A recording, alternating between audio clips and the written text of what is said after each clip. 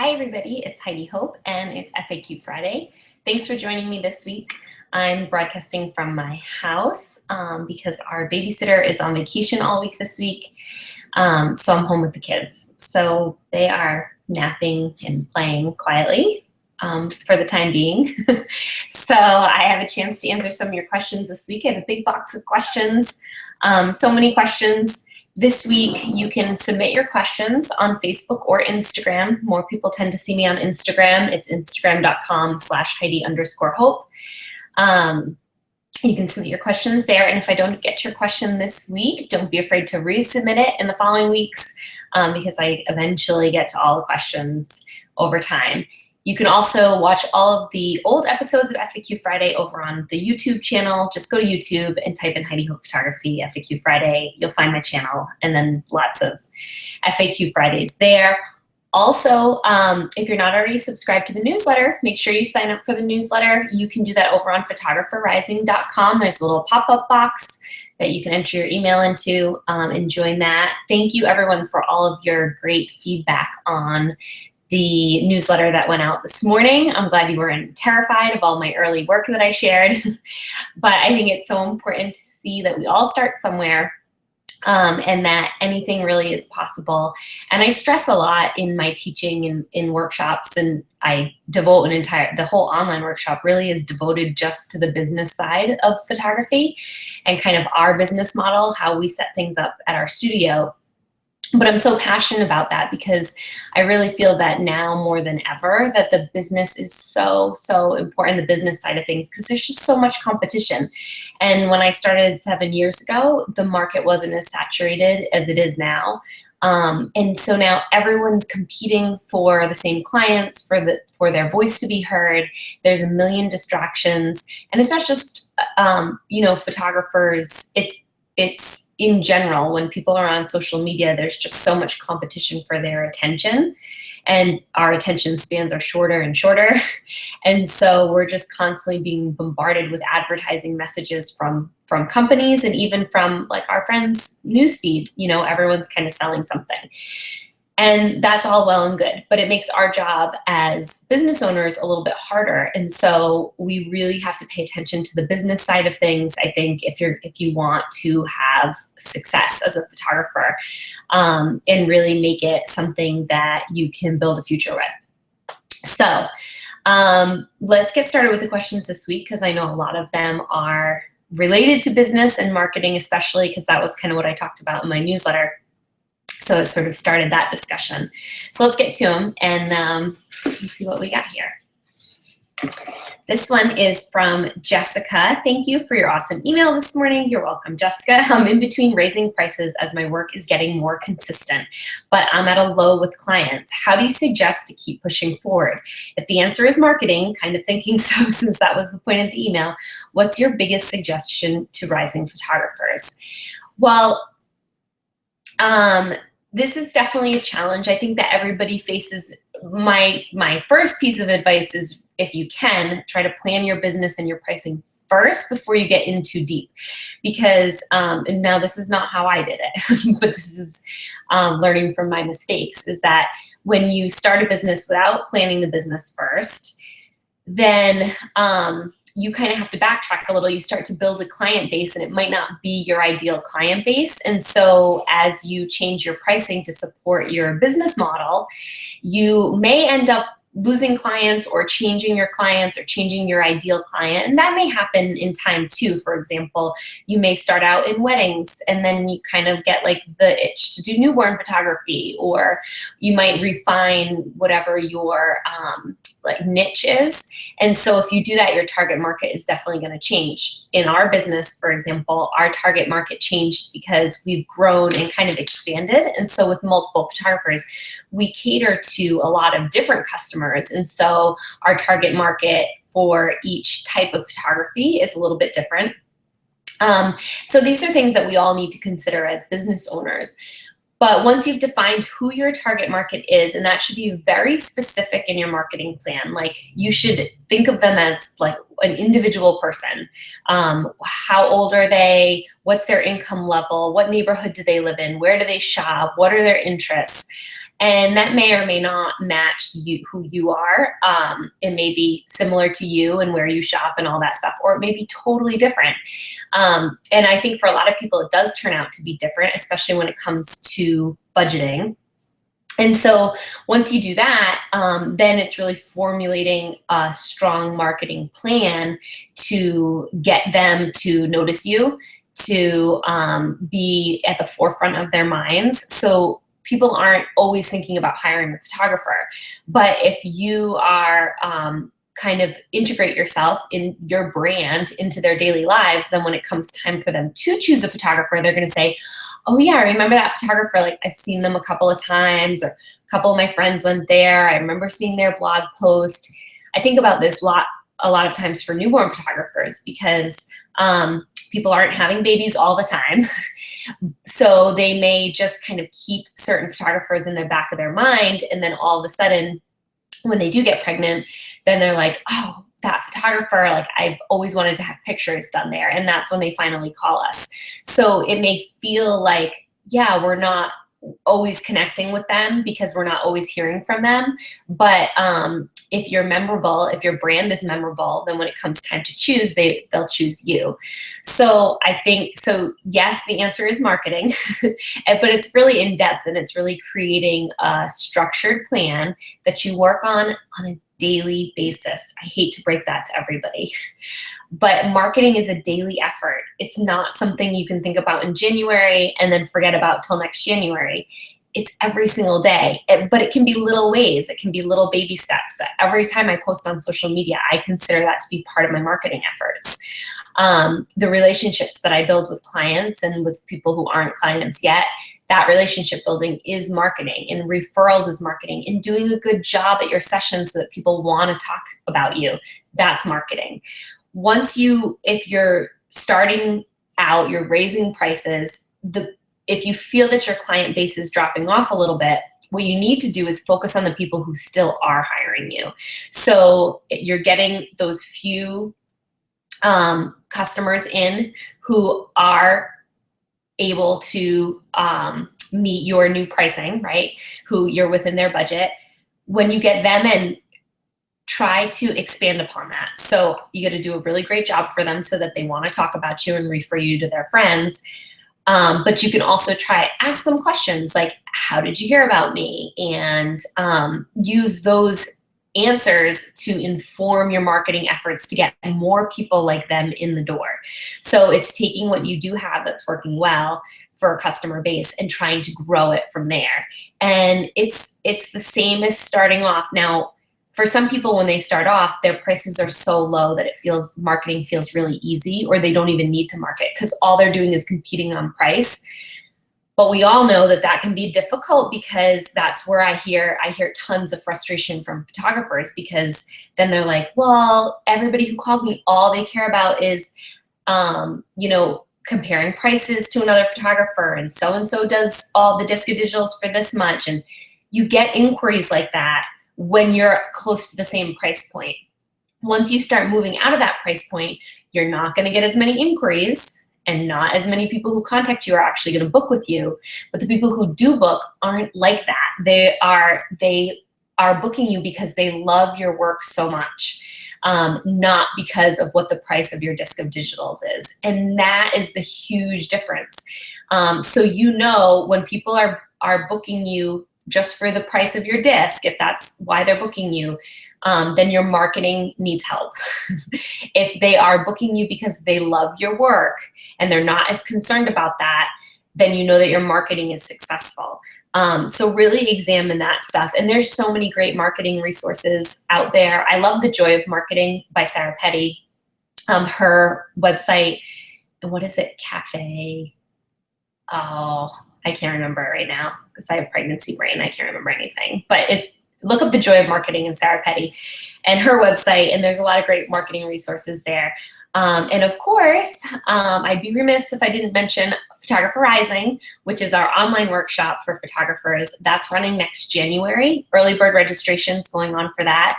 And I devote a lot of time to branding and marketing because I think it's the lifeline of your business, and I think it's more important than ever for photographers. So you can check that information out on photographerrising.com. Just click on workshops and you'll get more information about that if you want to sign up for that. Registration is going on right now. Okay, let me pull another one.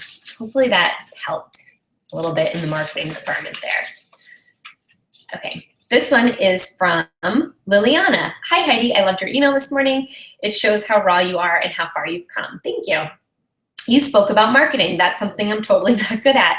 What worked for you? 90% of my work comes from referrals on Facebook. Do I spend my marketing money there? I've approached doctor's offices and had no luck. Please help. Okay. This is similar to the last question, but what I want to address is the idea of, should I spend my money in the area that's already successful? And that depends. I've done a little experimenting with Facebook marketing. I don't think it's super successful for my target market personally. Most of the Facebook marketing that I do pay for is actually more for my teaching and my workshops, because there's still a lot of photographers on there. But I would say to actually try to use Facebook to diversify. So if Facebook is going well, then I think try to use that audience to build your audiences on other channels of marketing where you are more easily able to reach people and where you can reach people for free. So from Facebook, you should be posting links to your other channels. Like Pinterest is really important for driving traffic to your website. Instagram is great because you can build a portfolio on there. People find you so much more easily. You can use hashtags.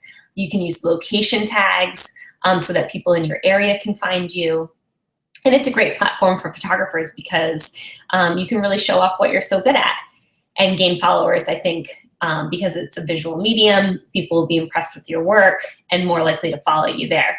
And I do think the younger generation is using Instagram more than other channels right now. But this is always changing. So, and that addresses another question I saw too, but as far as what my favorite marketing channel is, it's always changing. So Facebook used to be my favorite, but it's harder to reach people now. And so I use other channels to try to reach people. And it will continue to change. And that's why it's so important to put effort in on all social media channels, which of course is free marketing. And there's paid marketing you can do too, which is a whole nother discussion, from print ads to postcards and mailings and all that kind of stuff. But I've always stuck with more social marketing and the free marketing, which is great, but you have to put the time in for that. Okay, let's pull another question. This one is from Jen. I'm sure you've been asked this. Oh, this is exactly the question I was just referring to. Where do you spend your most time marketing? And the answer is everywhere. I have to be everywhere at once. Okay, Candace, your post about your early work was the first thing I read when I opened up my laptop this morning. Thank you for that. I'm at the let's just give this up point, and what you wrote has inspired me to step back and take a breath. Having a photography business may still be a dream, but along the way, I'm gaining practice as I continue to photograph my family and friends. So I guess my question is, what should be my next lens? Okay, Candace, well, first, stepping back and taking a breath is a really good thing because there's no rush to go into business. And once you're in business, you're in it. So I think it's great if you can take the time and enjoy the process a little more when you dive in head first. Sometimes it's a little bit more stressful. But as far as what your next lens should be, I can't answer that unless I know what your lenses are. So since I don't know what you have, I don't know what you should buy next. And I think somebody else had the same question, what should my next lens be? And they have maybe like the 85 and I think it may have been Deb. I don't know if I can find her question in there. There's a lot of questions. Is it that one? No. Well, there's one from Deb too. But Deb, I read your question, and with what lenses you have, I think the 50 millimeter lens would be a good next lens for you. I think that's what I think. Oh, here it is. Deb, good morning. I have an 85 and a macro. What would you say next? 50. So I love the 50 millimeter lens for families, babies, newborns, especially. Anything in the studio, I pretty much only use the 50 in the studio, and the 35. So I love the 35. If you're, I like prime lenses. If you're traveling to clients' homes more, I like the 35. If you're on a crop sensor, then a 35. And then if you are on a full frame sensor and you have a little bit more space, I love the 50 for that age because you can still stay really close to them. And I love the 85 for outdoors. But for little ones in the studio, the 85 is really too long of a lens for me.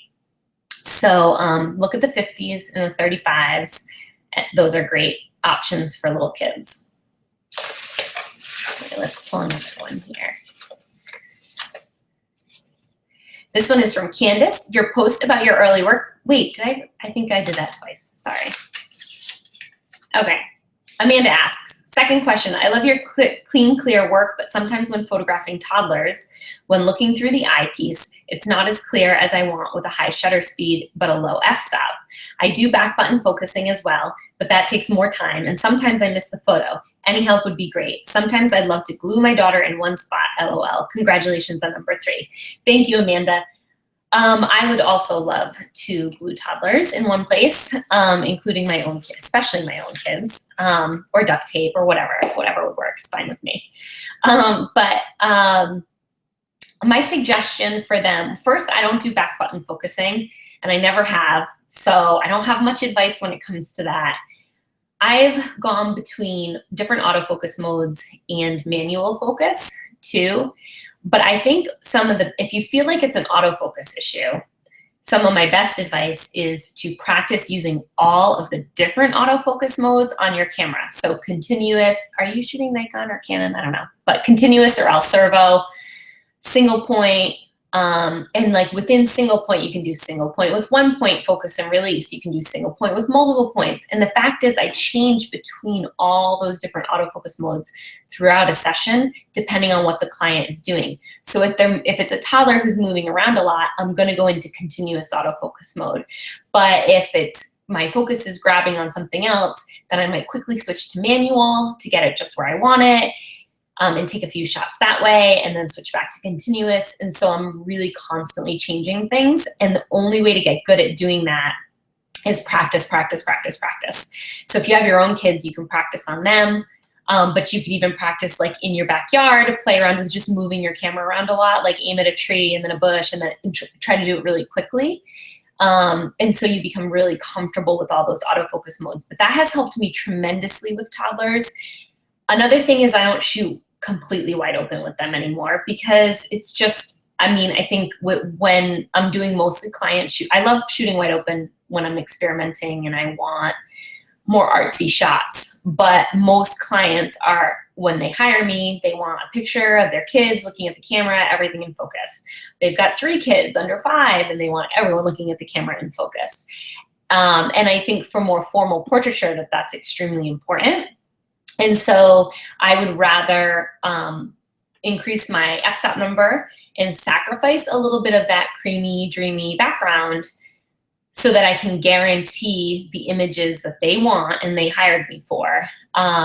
Even if, I love that look, obviously, of shooting wide open, but I want to do my job first. And then once I know I get those, then I can open my aperture back up and I can be a little bit more creative. But then it's kind of like, let's see what I get. And if I get something, sometimes you get something and it's magical and it's perfect, but at least I got that shot that I started with where my f-stop was higher numbers. It's like my backup guarantee.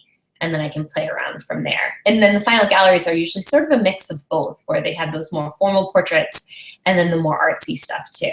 But I'll tell you what people usually buy for their wall is a 20 by 30.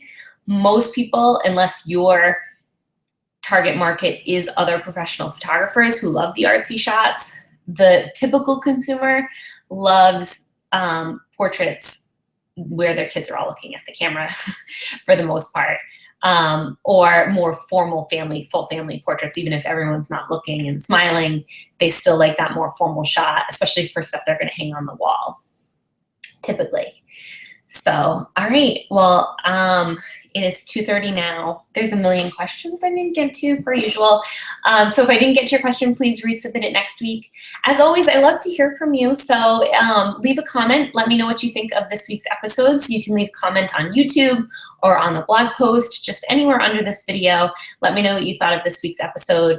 Don't forget to sign up for our newsletter, and there's only 1 week left for early bird registration. It ends July 31st, and you can get $100 off any workshop registration using the code EARLYBIRD. June of next year is already halfway sold out, and I'm only teaching 3 workshops out of my studio. So if you're thinking about it, there's some easy payment plans on there too, so that it spaces out the payments over the next few months. And I hope to see you next year. But if I don't, I will see you next week anyways for our next episode of FAQ Friday. Have a great weekend, everyone. Bye.